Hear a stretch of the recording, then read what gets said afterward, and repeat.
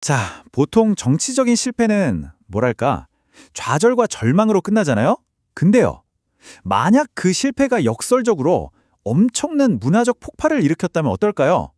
오늘 우리가 들여다볼 1920년대 한국 문학이 바로 그런 이야기입니다. 어떻게 그 격동의 10년이 한국 문학의 판도를 완전히 뒤바꿔 놨는지 지금부터 한번 파헤쳐 보겠습니다. 모든 이야기의 시작은 바로 이 사진 속 1919년 3.1운동입니다. 보세요. 이 엄청난 군중, 전국을 뒤흔든 독립을 향한 외침이었죠. 결과적으로 이 운동은 성공하진 못했습니다. 하지만 그 실패가 품고 있던 에너지가 전혀 예상치 못한 곳에서 터져나왔습니다. 네, 바로 문학의 세계에서요. 그러니까요. 혁명이 실패하면 보통은 다 끝났다고 생각하잖아요. 맞습니다. 희망은 순식간에 깊은 절망과 환멸감으로 바뀌었죠. 그런데 정말 신기하게도 바로 그 모든 것이 무너져 내린 잿더미 위에서 한국 문학은 완전히 새로운 싹을 틔우기 시작합니다. 자, 그럼 이 놀라운 변화의 과정을 5단계로 나눠서 한번 따라가 볼게요. 먼저 봉기 이후에 어떤 변화가 있었는지 보고요. 이어서 동지인이라는 새로운 무대, 그리고 프로 작가의 등장, 그 다음엔 소설의 리얼리즘이 어떻게 나타났는지, 마지막으로 시와 시곡까지 어떻게 확장되었는지 살펴보겠습니다. 좋습니다. 첫 번째 파트입니다. 3.1운동이 실패로 돌아간 직후 대체 무슨 일이 있었던 걸까요? 당시 지식인과 예술가들의 생각, 그리고 그들의 시선이 어디로 향하게 됐는지 그 지점부터 한번 시작해보죠. 이전까지는 나라를 구하자, 민족을 위해 같은 거대한 이야기가 중심이었잖아요. 근데 그게 실패하니까 이제 그런 구호가 공허하게 들리기 시작한 거예요. 작가들의 관심사가 자연스럽게 바깥 세상에서 자기 안으로, 우리라는 집단에서 나라는 개인으로 옮겨가게 된 거죠. 나는 누구인가? 나는 왜 불안한가? 이런 근대적인 개인의 내면을 깊숙이 파고들기 시작한 겁니다. 그런데 이런 새로운 생각, 개인의 내면을 다룬 글들을 도대체 어디에 발표할 수 있었을까요? 신문? 기존 잡지? 쉽지 않았겠죠? 바로 이때 정말 중요한 새로운 플랫폼이 등장합니다. 그게 바로 동인지입니다. 뜻이 맞는 문학 청년들끼리 모여서 만든 요즘으로 치면 독립출판물, 인디 매거진 같은 거라고 생각하시면 딱 맞아요. 지금 보시는 창조, 폐허, 백조 같은 동인지들이 대표적입니다. 상업적인 성공이나 정부의 검열로부터 상대적으로 자유로웠기 때문에 여기서 아주 과감하고 새로운 문학 실험들이 마구 쏟아져 나올 수 있었던 거죠. 정말 중요한 발판이 된 셈입니다. 그리고 이 동인지들은요, 단순히 글을 싣는 공간 그 이상이었어요. 작가라는 직업, 그 정체성 자체를 새롭게 정의하는 계기가 됐거든요. 이런 분위기 속에서 문학은 계몽이나 정치를 위한 도구가 아니다. 문학은 그냥 문학 그 자체로 가치가 있다는 생각이 힘을 얻기 시작합니다. 이른바 예술을 위한 예술이죠. 그러면서 자연스럽게 다른 무엇도 아닌 오직 작품 활동에만 전념하는 직업 작가, 즉 프로 작가가 탄생하게 된 겁니다. 자, 그럼 이런 변화가 실제 작품 속에서는 어떻게 구현됐을까요? 이걸 가장 확실하게 보여주는 게 바로 당시 소설들입니다. 한번 보시죠. 한국 근대 리얼리즘 소설하면 빼놓을 수 없는 작가, 바로 현진권입니다. 이 현진권 작가의 작품 스타일 변화를 보면요, 1920년대 문학이 어떻게 진화했는지가 정말 극명하게 드러나요. 보세요. 1921년작 빈처에서는 작가 자신과 비슷한 지식인 주인공의 이야기를 다뤘다면 불과 3년 뒤인 운수 좋은 날에서는 인력 거꾼, 그러니까 하층민 노동자의 삶을 그리고 있죠. 이게 핵심이에요. 작가가 자기 얘기에서 벗어나서 한 발짝 뒤로 물러나 객관적이고 좀 냉정한 시선으로 사회의 다른 계층을 관찰하기 시작했다는 것. 이게 바로 한국형 리얼리즘의 본격적인 시작이었습니다. 리얼리즘의 또 다른 거두, 염상섭도 빼놓을 수 없죠. 염상섭은 특히 인물들의 내면, 그 복잡한 심리를 파고드는데 정말 탁월했습니다. 특히 식민지 현실 앞에서 좌절하고 환멸을 느끼는 지식인들의 마음속을 현미경처럼 들여다봤죠. 대표작인 만세전을 보면요, 일본에 유학가 있던 지식인 주인공이 아내가 위독하다는 소식을 듣고 서울로 돌아오는 여정을 그리고 있거든요. 근데 이 여정 내내 주인공이 마주하는 조선의 현실은 정말이지 무덤 같고 희망이 하나도 없는 곳이에요. 주인공이 느끼는 그 깊은 헌멸감을 통해서 당시 시대의 암울한 공기를 독자들이 그대로 느끼게 만드는 거죠. 이런 창작 에너지의 폭발이 소설에만 머물렀을 리가 없죠. 당연히 시와 시곡, 그러니까 연극 분야로도 확산되었습니다. 이상화 시인의 빼앗긴 들에도 봄은 오는가.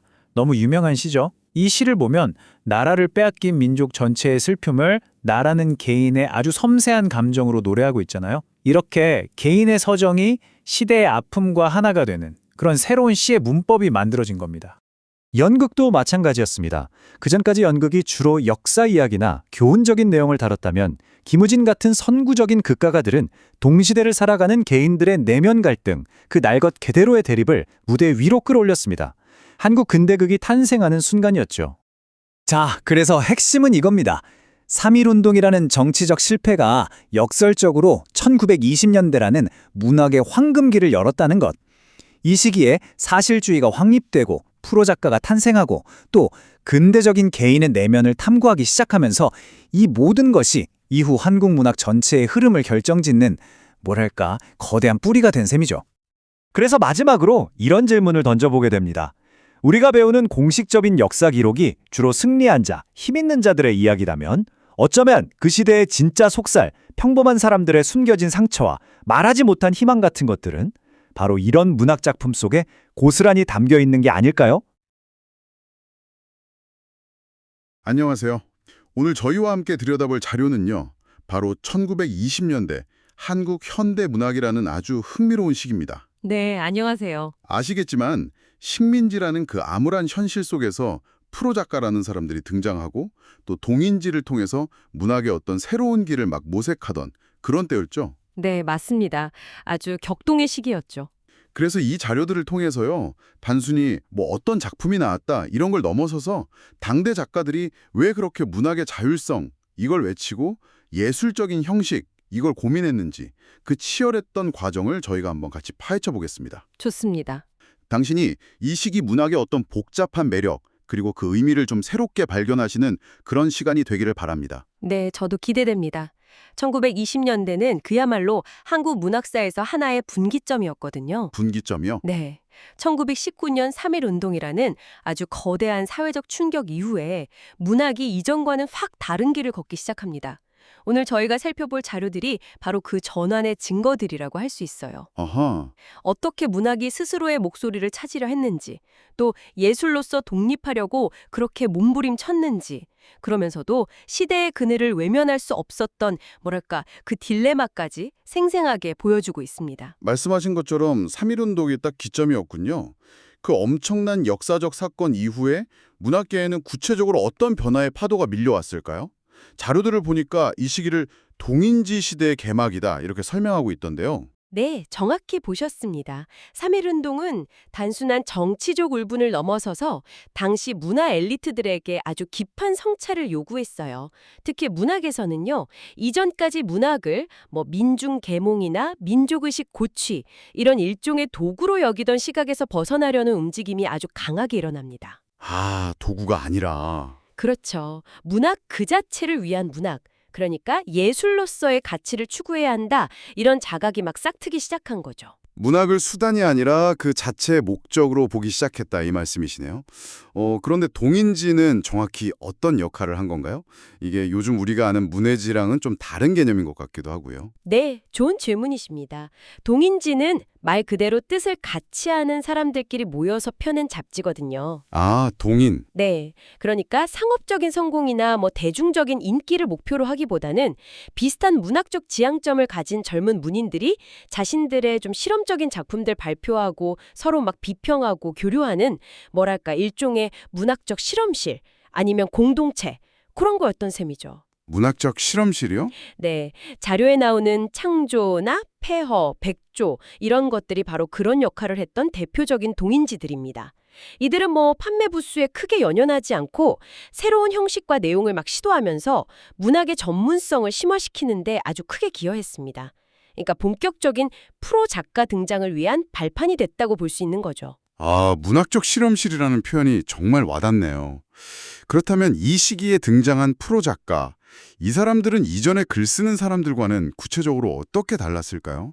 그냥 단순히 글쓰기를 직업으로 삼았다, 이거 이상의 의미가 있을 것 같습니다. 네, 핵심을 짚으셨어요. 물론 뭐 경제적인 자립도 중요한 요소였겠지만 이 프로 작가의 등장은 문학에 대한 아주 근본적인 인식 변화를 의미합니다. 인식의 변화요? 네.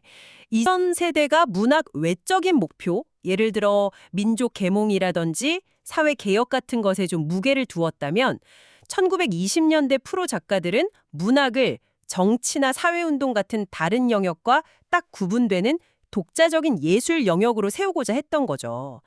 문학 고유의 논리, 그리고 미학, 이걸 추구하기 시작한 겁니다. 아, 그래서 자료에 예술지상주의라는 흐름도 언급이 되는 거군요. 예술 자체를 최고의 가치로 삼는다. 뭐 이런 태도 말이죠. 맞습니다. 근데 여기서 좀 궁금한 점이 생기는데요. 당시는 아시다시피 일제강점기라는 정말 극한의 현실이었잖아요. 그런 상황에서 예술의 자율성이나 형식미, 이걸 강조한다는 게 어찌 보면 현실 도피처럼 비춰줄 수도 있지 않았을까. 이런 생각도 들거든요. 그 둘 사이에 어떤 긴장감 같은 건 없었을까요? 바로 그 지점이 1920년대 문학을 이해하는데 굉장히 중요합니다. 정말 중요한 포인트예요. 말씀하신 대로 예술의 자율성을 추구하는 경향하고 그 암울한 식민지 현실 사이에는 분명한 긴장감이 존재했습니다. 그렇죠. 그리고 모든 작가가 순수한 예술 지상주의만 표방했던 것도 아니었고요. 중요한 건 많은 작가들이 이 형식과 기교를 통해서 오히려 현실을 더 날카롭게 포착하거나 혹은 그 억압된 현실 속에서 문학만이 줄 수 있는 어떤 위안이나 저항의 가능성 같은 걸 모색하려 했다는 점이에요. 아, 형식을 통해서 현실을요? 네, 그리고 이들은 체계적인 문학 비평을 도입하고 작가들끼리 토론을 통해서 문단이라는 전문가 집단의 정체성을 확립하려고 했었습니다. 문학 내부의 기준을 세우고 그 기준에 따라서 작품을 평가하면서 문학의 전문성과 권위를 높이려 한 거죠. 이게 바로 문학의 자율성을 확보해가는 어찌 보면 지난한 과정이었습니다. 아, 예술 형식에 대한 고민이 단순히 현실을 외면한 게 아니라 오히려 현실을 담아내는 또 다른 방식이었을 수도 있다. 이런 말씀이시군요. 흥미로운 관점인데요. 그럼 이제 구체적인 작가와 작품을 통해서 그 생생한 모습을 한번 확인해 볼까요? 자료에서 김동인 작가를 상당히 비중 있게 다루고 있습니다. 네, 김동인. 1920년대 초반 문단의 혁신을 이끈 인물 중 한 명이죠. 그는 무엇보다 소설의 구성 그리고 문체 같은 형식적인 완성도를 아주 중요하게 생각했습니다. 형식적 완성도? 그렇죠. 감정을 그냥 직접적으로 쏟아내는 게 아니라 잘 계산된 플롯하고 섬세한 묘사를 통해서 예술적인 감동을 줘야 한다 이렇게 본 거죠. 그의 초기작 중에 뱃다락이 1921이라는 작품이 있는데요. 이걸 보면 당시 엘리트주의적인 분위기가 좀 있었는데 그 속에서 이례적으로 지식인이 아닌 뱃사람을 주인공으로 내세웁니다. 뱃사람이요? 네. 그리고 그 인물을 통해서 인간의 어떤 원초적인 슬픔과 비극적인 운명 이런 것들을 그려내죠. 여기서 우리가 주목할 점은 인물의 심리나 사건 전개를 이전보다 훨씬 입체적이고 세련된 방식으로 보여주려고 했다는 겁니다. 문학 자체의 완성도를 끌어올리려는 의지가 아주 강하게 느껴지네요. 그런가 하면 현진건 작가의 운수 좋은 날, 1924, 이 작품처럼 식민지 현실의 비극성을 아주 깊게 파고든 작품도 중요하게 언급되는데요. 이 작품은 기교와 현실 반영이 어떻게 결합될 수 있는지 보여주는 아주 좋은 예가 될 것 같습니다. 아, 정확합니다. 운수 좋은 날은 한국 단편 소설의 걸작으로 꼽히죠. 그렇죠. 인력 거꾼 김첨지의 하루를 쭉 따라가는데 겉으로는 돈을 많이 벌어서 운수가 좋은 날처럼 보이잖아요. 네. 근데 그 이면에는 아내의 죽음이라는 정말 끔찍한 비극이 도사리고 있죠. 네. 그 마지막 장면이 참... 그렇죠. 이 작품의 백미는 바로 아이러니 기법의 절묘한 활용입니다. 김첨지가 돈을 벌면 벌수록 독자들은 불안감을 느끼고 마지막에 이르러서 그 불안감이 현실이 되는 그 순간 비극성이 극대화되거든요. 이 아이러니는 단순히 어떤 문학적 장치를 넘어서 희망 없는 식민지 현실 속에서 하루하루를 버텨나가는 민중들의 삶이 얼마나 위태롭고 절망적인지를 압축적으로 보여주는 아주 강력한 힘을 발휘합니다. 그러니까 기교적인 세련됨이 오히려 현실 비판의 날카로움을 더한 경우라고 할 수 있겠죠. 표면적인 행운 뒤에 숨겨진 비극을 통해서 오히려 현실의 냉혹함을 더 절실하게 느끼게 만드는 거군요. 와... 반대로 당대 지식인의 시선으로 시대의 문제를 정면으로 응시한 작품도 있었겠죠? 염상섭 작가의 만세전 1924, 이 대표적으로 거론됩니다. 네, 염상섭은 당대 지식인의 내면, 그리고 그들이 목격한 식민지 현실을 가장 집요하게 파고든 작가 중 한 명입니다. 만세전은 일본 유학 중이던 지식인 이인화가 아내의 병환 소식을 듣고 귀국하는 과정을 그리고 있어요. 근데 이 여정이 단순한 귀향길이 아니라 식민지 조선의 그 끔찍한 현실을 마주하는 과정 그 자체인 거죠. 자료에 이용된 거 보니까 조선은 공동묘지다 또는 구더기가 들끓는 무덤 이런 표현들이 나오던데 정말 충격적이었습니다. 그만큼 당시 지식인이 느꼈던 절망감이 컸다는 거겠죠. 네, 그 표현은 만세전 전체를 관통하는 핵심적인 정서를 담고 있습니다. 이인화는 동경에서는 나름대로 문명인 행세를 했지만 조선에 도착해서 목격하는 그 비위생적이고 낙후된 현실, 또 일본 순사들의 폭압적인 모습, 무기력한 민중들의 모습 앞에서 아주 깊은 환멸과 무력감을 느낍니다. 그런데 만세전의 중요한 점은요, 단순히 식민지 현실을 고발하는 데 그치지 않는다는 거예요. 주인공 이인화 자신 역시 현실을 냉소적으로 관찰하고 비판하지만 정작 그 현실에 적극적으로 개입하지는 못하는 그런 이중적인 모습을 보입니다. 염상섭은 이런 지식인의 위선과 한계까지도 아주 냉정하게 포착해내죠. 이것이 만세전을 한국 리얼리즘 소설의 중요한 성취로 만드는 지점이라고 할 수 있습니다. 아, 현실을 비판하면서도 그 현실로부터 약간 거리를 두려는 그 지식인의 내면까지 파고든 거군요. 대단하네요. 소설에서 이렇게 다양한 기법과 깊이 있는 성찰이 시도되었다면 시 분야에서는 또 어떤 변화들이 있었을지 궁금합니다. 시인들은 이 시대를 어떻게 노래했을까요? 네, 소설에서 기교와 현실 반영에 대한 고민이 깊어졌다면 당대 시인들은 이런 시대적 분위기를 자신들의 언어로 풀어내는 데 집중했습니다. 1920년대 시의 가장 큰 특징 중 하나는 이전 시대의 어떤 정형적인 틀에서 벗어나서 자유로운 형식으로 개인의 섬세한 감정과 내면을 노래하기 시작했다는 점입니다. 자유로운 형식이요? 네, 자유로서 대표적으로 언급되는 김소월의 시집 진달래꽃 1925가 아주 좋은 예죠. 아, 김소월 시인 워낙 유명하죠. 나 보기가 역겨워 가실 때에는 이별의 정한을 노래한 시로 많이 알려져 있고요. 네, 맞습니다. 진달래꽃으로 대표되는 김소월의 시는 이별의 슬픔 같은 우리 민족의 보편적인 정서, 흔히 말하는 한이 있잖아요. 이걸 민요적인 율격, 주로 삼음보 율격을 사용해서 아주 효과적으로 표현했습니다. 전통적인 정서를 바탕으로 하면서도 현대적인 언어 감각을 잃지 않았기 때문에 시대를 넘어서 그렇게 큰 사랑을 받을 수 있었던 거죠. 전통 계승과 현대적 변용의 아주 탁월한 조화라고 할 수 있습니다. 전통적인 정서를 현대적인 형식에 잘 담아낸 거군요. 다른 경향의 시인들도 물론 있었겠죠? 당연하죠. 불교 철학을 바탕으로 아주 심오한 사유를 보여준 한영훈 시인도 빼놓을 수 없습니다. 그의 시집 님의 침묵 1926에서 님은 연인일 수도 있고 조국일 수도 있고 혹은 절대자일 수도 있는 그런 다층적인 의미를 지니는데요. 네, 그렇죠. 해석이 다양하죠. 그는 님과의 이별이라는 상황 속에서도 나는 님을 보내지 아니하였습니다와 같은 역설적인 표현을 써요. 이걸 통해 절망 속에서도 희망을 찾으려는 강한 의지, 그리고 구도의 정신을 보여줍니다. 단순한 슬픔의 토로를 넘어선 어떤 철학적 깊이가 있는 거죠. 와, 그 역설 속에 담긴 깊은 울림이 정말 인상적이네요.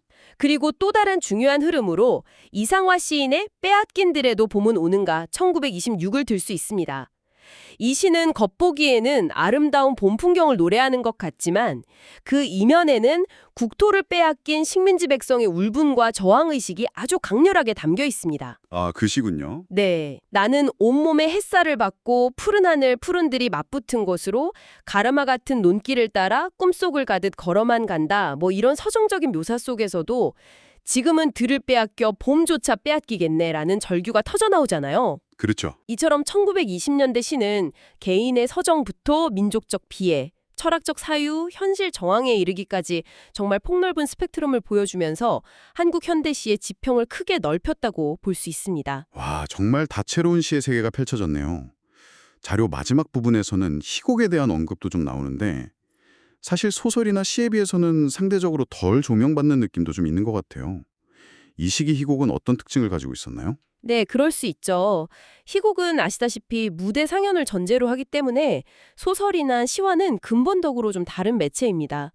소설이 주로 과거 시점에서 서술된다면 희곡은 현재, 지금 눈앞에서 벌어지는 사건과 인물 간의 대화, 행동을 통해 극이 진행되죠. 1920년대는 한국 현대 희곡이 비로소 그 형태를 갖추기 시작한 뭐랄까 태동기라고 할 수 있습니다. 아, 태동기. 그렇군요. 그럼 이 분야의 발전을 이끈 인물은 누구였나요? 자료에서는 특히 김우진을 중요한 개척자로 평가하고 있습니다. 그는 동경 유학 시절에 서구의 근대 연극 이론을 아주 깊이 연구했고요. 이걸 한국에 도입해서 새로운 연극 운동을 펼치고자 했습니다. 조명희 같은 다른 유학생들과 함께 극예술 협회나 토월회 같은 단체를 조직하고 직접 희곡을 창작하면서 공연 활동에도 힘썼죠. 아, 김우진, 토월회. 들어본 것 같습니다. 초기 단계였던 만큼 어려움도 많았을 것 같은데요. 초기 희곡들의 특징은 좀 어땠나요? 아무래도 현대 희곡의 정말 초기 단계였기 때문에 인물 설정이나 갈등 구조가 소설만큼 복잡하거나 섬세하지 못하고 다소 평면적이거나 좀 도식적인 경향이 있었습니다. 예를 들면 선과 악, 부자와 가난한 자의 대립 구조가 아주 직접적으로 드러나는 시기였죠. 아, 좀 명확하게 갈리는군요. 네.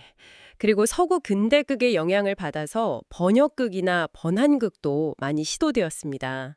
하지만 중요한 것은 김우진을 비롯한 초기 극작가들의 이런 노력과 실험이 있었기에 그 척박한 환경 속에서도 한국 연극과 희곡 문학이 뿌리를 내리고 이후에 더욱 풍성하게 발전할 수 있는 기반이 마련되었다는 점입니다. 희곡이라는 장르 자체가 한국 문학의 중요한 한 축으로 자리 잡게 된 그 출발점이었다고 할 수 있는 거죠. 자, 오늘 이렇게 1920년대 한국 문학의 주요 흐름을 함께 짚어보았습니다. 3.1운동 이후 동인지의 등장부터 프로 작가들의 자의식, 그리고 소설, 시, 희곡, 각 장르에서 펼쳐진 새로운 시도들까지. 와, 정말 한국 문학사에서 역동적이고 중요한 시기였음이 분명하네요. 이 시대를 관통하는 핵심적인 의미랄까요? 다시 한번 정리해 주실 수 있을까요? 네, 1920년대는 한국 현대문학이 비로소 문학이라는 이름으로 홀로 서기를 시작하고 전문적인 영역으로 발돋움한 결정적인 시기다, 이렇게 정의할 수 있겠습니다. 홀로 서기의 시작. 그렇죠. 동인지를 거점으로 활동한 프로 작가들은 문학을 더 이상 계몽의 도구나 정치적 구호의 수단으로만 보지 않았습니다. 그 자체의 예술적 가치와 자율성을 아주 치열하게 고민하고 추구했죠. 그 과정에서 서구 문예사조를 적극적으로 수용하고 실험하면서 다양한 기법들을 연마했고요. 이걸 통해서 식민지라는 암울한 현실과 그 속에 살아가는 인간의 복잡한 내면을 이전보다 훨씬 깊이 있고 다각적으로 담아내려고 노력했습니다. 아, 그 치열한 고민과 실험의 결과로 오늘날까지 저희가 이야기하는 중요한 작품들이 탄생할 수 있었군요. 그렇습니다. 물론 당대 작가들이 지녔던 어떤 시대적 혹은 개인적인 한계도 분명히 존재합니다. 하지만 중요한 것은 그들의 고민과 성취가 있었기에 한국 문학이 더욱 풍부하고 다층적인 세계로 나아갈 수 있었다는 사실이죠. 이 시기의 노력들이 오늘날 우리가 누리고 있는 한국 문학이라는 거대한 나무에 아주 튼튼한 뿌리가 되었다는 점을 기억하는 것이 중요하다고 생각합니다. 네. 당신이 한국 문학의 진정한 깊이와 매력을 이해하는 데 있어서 바로 이 1920년대 문학에 대한 이해가 결정적인 열쇠가 될 수 있을 거라고 저는 생각합니다. 문학의 스스로의 정체성을 찾아가면서 예술성과 현실 사이에서 고민했던 그 흔적들이 오늘 이야기 들으면서 무척 인상 깊었습니다. 프로 작가들과 동인지가 한국 문학의 지형을 어떻게 바꾸어 놓았는지 정말 생생하게 느낄 수 있었네요. 네, 저도 즐거운 시간이었습니다. 여기서 마지막으로 당신에게 하나의 질문을 던져드리고 싶습니다. 네, 어떤 질문이시죠? 1920년대 작가들이 그토록 추구했던 문학의 자율성, 그리고 그들이 치열하게 담아내려 했던 시대 현실, 이게 이후 세대 작가들에게는 어떤 영향을 미쳤을까요? 후배 작가들은 이들의 유산을 어떻게 계승하고 또 어떤 점들을 비판적으로 넘어서면서 새로운 문학의 주평을 열어갔을까요? 아, 다음 세대는 어땠을까 하는 질문이시군요. 네, 예를 들어 1930년대 문학은 20년대 성과와 한계를 어떻게 반영하고 있을지, 또 해방 이후의 문학은 이 시기의 고민들과 어떻게 연결되거나 혹은 단절되는지, 이 질문을 가지고 1920년대 이후에 한국 문학사를 쭉 따라가 보는 것은 당신의 지적 탐험을 더 풍요롭게 만들어줄 거라고 생각합니다.